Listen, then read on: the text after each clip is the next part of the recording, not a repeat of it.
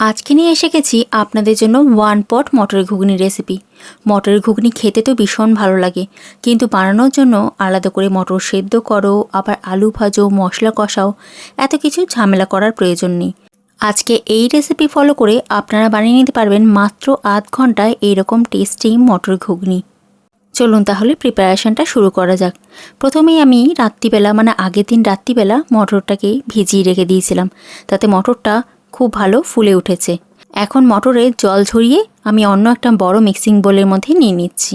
এইবারে এই মটরের সাথে আমি অ্যাড করে দেবো দুটো বড় মাপের পেঁয়াজ, যেটা আমি লম্বা করে কেটে নিয়েছিলাম, আর দুটো বড় মাপের টমেটো এভাবে ছোট ছোট পিসেস করে কেটে নিয়ে অ্যাড করে দিলাম।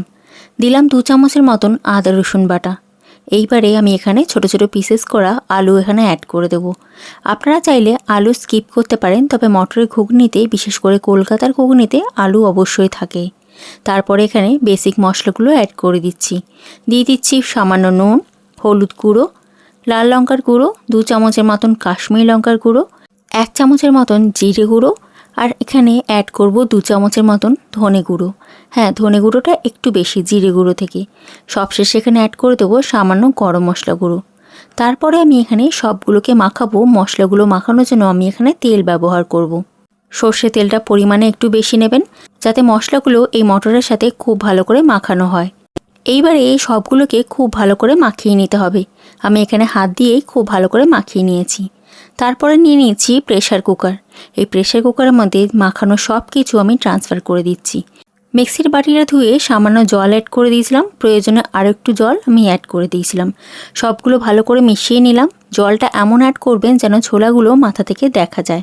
আর তারপরে প্রেশার কুকারের লিড আটকে এটা কুক হওয়ার জন্য ছেড়ে দিলাম। প্রেশার কুকারে আমি 6টা সিটি দিয়ে নিয়েছিলাম, আর তারপরে প্রেশার কুকারের লিড খুলে গ্যাসের ওপর আরও কিছুক্ষণ বসিয়ে 5 থেকে 7 মিনিট কুক করে নিয়েছিলাম।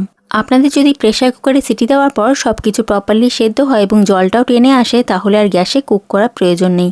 আমার এখানে এক্সট্রা জল ছিল, তাই জন্য 5 থেকে 10 মিনিট কুক করে নিয়েছি। তাহলেই রেডি আমাদের মটরের ঘুগনি এই রেসিপি। তাহলে দেখলেন তো কত কম সময়ের মধ্যে তৈরি হয়ে গেল। আমি এখানে মটরের চাট বানানোর জন্য উপর থেকে লাল লঙ্কার গুঁড়ো, পেঁয়াজ কুচি, সামান্য লেবুর রস, ঝুরি ভাজা এবং ধনেপাতা কুচি ছড়িয়ে দিয়ে সার্ভ করে ফেলেছিলাম। আপনাদের আমার এই রেসিপিটি কেমন লাগলো অবশ্যই জানাবেন। আর আমার এই রেসিপি বাড়িতে বানিয়ে যদি খেয়ে ভালো লাগে থাকে, কমেন্ট সেকশনে অবশ্যই জানাতে ভুলবেন না। আর ভিডিওটিকে লাইক করতেও ভুলবেন না। ইউটিউব চ্যানেল থেকে দেখলে চ্যানেলটিকে অবশ্যই সাবস্ক্রাইব করে দেবেন, আর ফেসবুক পেজ থেকে দেখলে পেজটিকে ফলো করে দেবেন। তাহলে আমার শেয়ার করা এরকম ডিলিশিয়াস রেসিপি আপনাদের কাছে খুব সহজেই পৌঁছে যাবে। তাহলে আজকে এখানেই বিদায় নিচ্ছি। আবার আসছি নতুন কোনো ভিডিওতে নতুন কোনো রেসিপির সাথে। এখনকার মতন ধন্যবাদ।